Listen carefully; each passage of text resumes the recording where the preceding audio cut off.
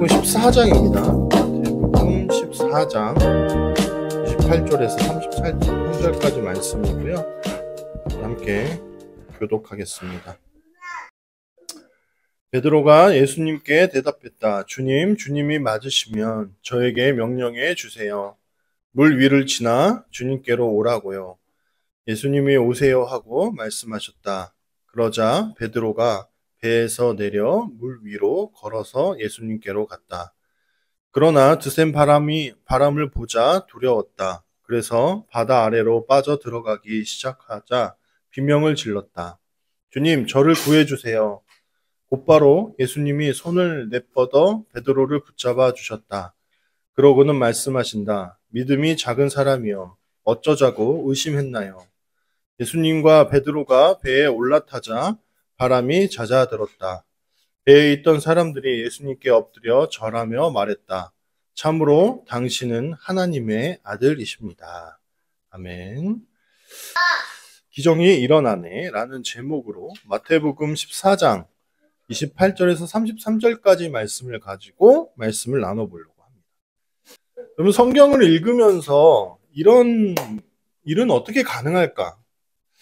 의심을 품어본 적이 아마 있으실 겁니다. 근데 사실은 성경 전체가 그런 되게 기이한 이야기들로 이루어져 있어요.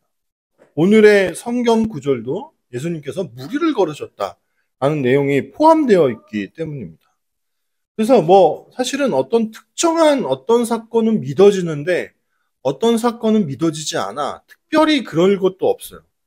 사실 너무 일반적이지 않은 것들이 많기 때문에 성경 안에 그런 내용들이 한없이 우리의 마음을 건들기 시작하면 한없이 믿을 수 없는 게 사실 성경의 내용입니다. 참 그럴 수 있죠. 그래서 어떤 누군가는요, 성경의 내용에서 그런 내용들을 빼자고 이야기를 합니다. 성경적이 이성적으로 판단했을 때 말이 되지 않는 어떤 내용과 예수님의 가르침을 분리하고자 합니다. 그래서 아주 우리가 유명하게 이야기 듣고 한 번씩 들어봤을 칼바르트와 같은 신학자도요. 사실은 그분의 사상 안에는 예수님 그 성경 안에는 하나님의 말씀이 있지만 신화적인 부분도 있다라는 내용을 이야기하시는 분이거든요. 아주 위대한 신학자라고 이야기하는 사람조차 그렇게 얘기하니 사실 오늘날의 성경이 얼마만큼 많이 이성적으로 분해되고 나뉘어졌는지 우리가 이루 말할 수가 없습니다. 그들은 이러는 거예요. 예수님의 평범한 말씀, 가르침, 그분의 어떤 가치관 그런 것만 받아들이자. 성경 안에서 좀 말이 되지 않는 내용을 좀 제거하고 그것을 신화화시키자. 그것을 신앙의 이름, 믿음의 이름으로 이야기하진 말자라는 식으로 얘기를 합니다. 여러분 생각해 보십시오. 그러면요, 사실 아마 제가 생각할 땐 성경의 3분의 1 이상이 날아갈 것 같지 않으십니까? 그리고 예수님의 이야기 안에서 예수님의 가르침에 대한 부분만을 빼면 사실 별로 없어요. 예수님이 딱 산상수훈이나 아니면 요한복음 14장에서부터 마지막 그 어떤 유언처럼 제자들에게 남기신 그런 말씀들 외에는 거의 그분의 행적이었거든요. 어디로 가셨고 누구를 고치셨고 누구를 귀신을 해방시키셨고 오병이어 기적을 일으키셨고 무리를 걸으셨고 물이 변해서 포도주로 변하게 이런 내용들이 너무 많은데 이런 것들을 만약에 제거한다면 우리는 사실은 예수님의 이야기에서 건질 수 있는 게 하나도 없다라는 사실을 받아들일 수밖에 없습니다. 그런데요, 여러분 가만히 생각해 보시면 예수님의 가르침을 살펴보면 그 믿음으로 거친 풍랑이 일어나는 그런 곳으로 뛰어들지 않고는 예수님의 그 가르침을 따를 수 없는 것들이 너무나도 많습니다. 그냥 평범한 아주 그러한 일들이 하나도 일어나지 않는 그러한 현상 가운데서는 제대로 된 믿음 생활을 할 수가 없다라는 겁니다. 왜요? 필연적으로 예수님의 가르침은 어떤 그런 기적이 일어나는 삶 속에서 주어졌기 때문입니다. 오늘 제가 주보에 이렇게 담았는데, 이렇게 길게 담았거든요. 이 책은, 이거는 뭐냐면 제가 계속 소개하고 있는 그리스도가 만드신 차이라는 책의 일부를 발췌한 겁니다. 제가 천천히 읽어볼게요. 예수님을 따르는 우리에게 믿음은 우리의 삶의 방식과 때려야 뗄 수 없는 그런 관계에 있다. 기독교의 진리와 삶을 분리하려는 유혹은 책임을 져야 한다는 두려움에서 나오는데 이는 우리의 믿음을 갉아먹는 이중성을 낳는다. 그러니까 우리는 약간 기독교적 어떤 진리, 그 안에는 이적의 내용, 기적의 내용들이 다 포함되어 있거든요. 그게 내 삶에서는 어떻게 일어나겠어? 일어나지 않을 거야 라고 분리시키면 사실은 그것은 우리의 믿음을 갉아먹는 이중성이 된다는 겁니다. 이어서 제가 읽어볼게요. 예수님은 우리가 맺은 열매로 우리 자신이 누구이며 그분이 누구신지 알 수 있다고 가르친다. 예수님이 그리스도 곧 하나님이 기름 부으신 왕이심을 믿는 것은 우리가 그분과 같이 되어야 함을 의미한다. 복음서에 담긴 이야기가 진실인지 여부는 그 이야기가 어떤 삶을 만들어내는지에 따라 판가름 난다. 그의 안에 산다고 하는 자는 그가 행하시는 대로 자기도 행할지니라 라는 요한 1서의 이 말씀을 따라가야 됩니다. 예수님의 목적은 그분의 삶에 따라 우리의 삶을 다시 쓰시는 것이다. 따라서 예수님의 제자가 된다는 것은 그리스도의 이야기의 관점에서 확신을 가지고 즐거이 사는 것이다. 여러분, 이 말이 좀 약간 좀 생각해 보게 할 만한 그러한 말입니다. 예수님의 목적은요, 우리가 그냥 기적이 일어나지 않는 어떠한 인생 가운데에 가만히 머물게 하는 것이 아니라 그분의 삶에 따라 그분의 어떤 방식대로 살아가는 우리의 삶을 다시 써내려가는 것이다. 그래서 혹자가 그런 이야기 하잖아요. 제가 사도행전을 설교했을 때도 그런 이야기 했거든요. 사도행전 29장이라는 그런 책이 예전에 있었어요. 그게 뭐냐. 사도들이 예수님의 발걸음을 따라갔던 이야기를 담는 책이 사도행전 있잖아요. 그런데 우리에게는 사도행전 29장, 30장, 31장의 이야기가 필요하다라는 거예요. 왜요? 우리가 믿음으로 예수님과 또 사도들이 살아갔던 그 역사를 다시 써내려가면서 살아갈 필요가 있다는 겁니다.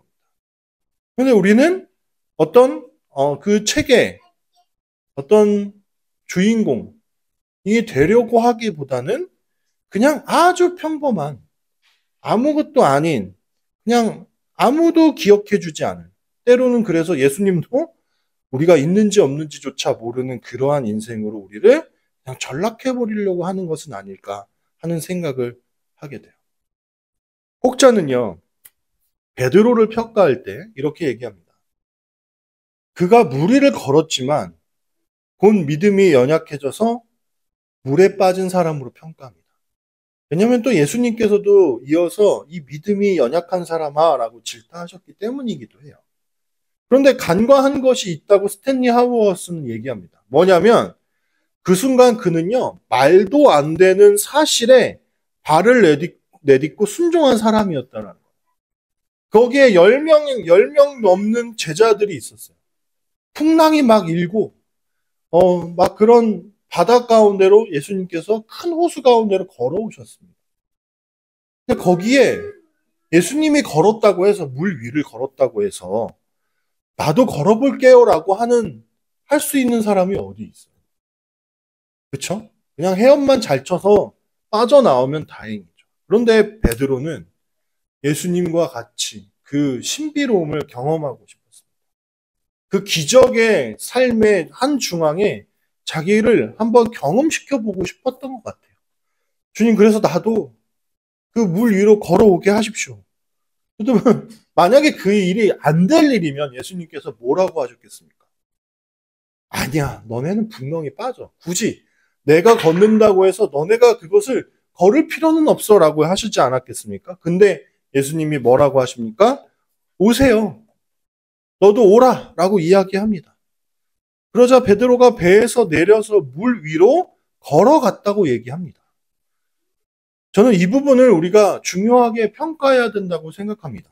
믿음이 연약해져서 빠졌을지는 모르지만 그는 믿음으로 한 발을 내딛었던 사람입니다. 그래서 왜 훗날 예수님께서 그의 이름 위에 그의 반석 위에 교회를 세우겠다고 말씀하셨겠습니까? 그가 그렇게 믿음으로 한 발 한 발 내디딜 수 있는 사람이었기 때문에 아마 예수님께서 그를 선택하신 것이 아니겠습니까? 여러분, 기적이 없는 삶은 어떤 삶입니까? 제자들은 어떤 삶을 살 때 기적이 없었습니까? 바로 예수님을 만나기 전이었습니다.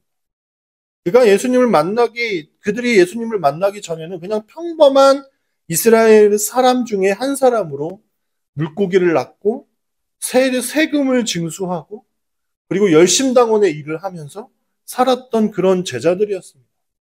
그런데 각기 다르지만 그냥 아주 평범한 자신들의 일상, 자신들이 그냥 살아내야 되는 그 삶을 살아갔을 때 그들 안에는 기적이 없었습니다. 그런데요, 여러분, 그들이 예수님을 만나서 예수님과 동행했을 때 그들은 어땠습니까? 그들의 삶 전체가 그냥 어떤 기적의 순간순간들로 채워지기 시작했습니다. 수많은 기적들을 목격하고 그 일들의 증인이 되어버렸습니다. 그럼 우리의 삶이 무미건조하고 아무런 일도 일어나지 않는 것은 어쩌면 우리가 예수님과 동행하지 못하기 때문은 아닐까요? 우리가 삶에 매여 있고 삶에 허덕이고 있을 때 우리가 우리를 통해서 하나님께서 아무 일도 하실 수 없는 것입니다. 하지만요, 예수님과 함께 한다면 우리의 삶도 기적의 연속일 것이라고 생각합니다. 여러분도 그냥 평범한 무미건조한 그러한 삶이 지속되고 있다면 내가 동행하지 못하고 있는 그 순간들은 언제인지 무엇인지 살아내는 그런 기적의 삶을 살아내는 저와 여러분이 됐으면 좋겠습니다. 이 시간 함께 기도하고 예배를 마치겠습니다.